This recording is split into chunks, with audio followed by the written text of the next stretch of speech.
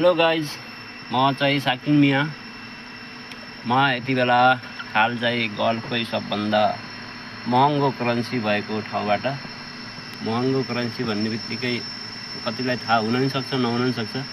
म चाहिँ कुवेतबाट डेलिभरीमा आएको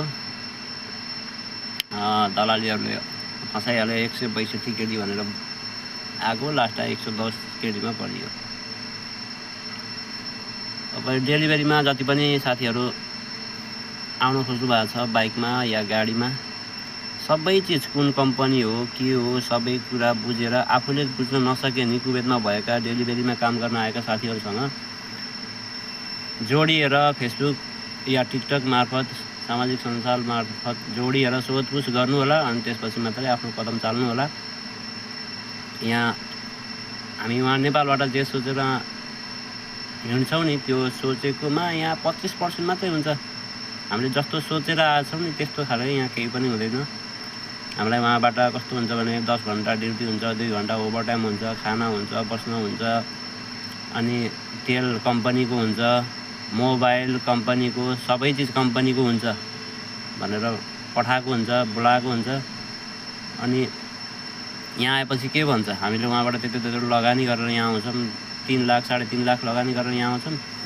यहाँ आएपछि के भन्छ, तिमीहरूलाई हामीले किनेर ल्याएको, तिमीहरूको जो मेन पावर छ उनीहरूले खाएको हो पैसा, हामीले चाहिँ फ्री भिसा फ्री टिकट गरेर पठाउँछौँ यताबाट। उनीहरूले के सेटिङ गराएर खान्छ त्यो हामीलाई थाहा भएन। तिमीहरूले केही छ भने उनीहरूलाई भन्नु, हामीलाई भन्नु केही छैन भन्छ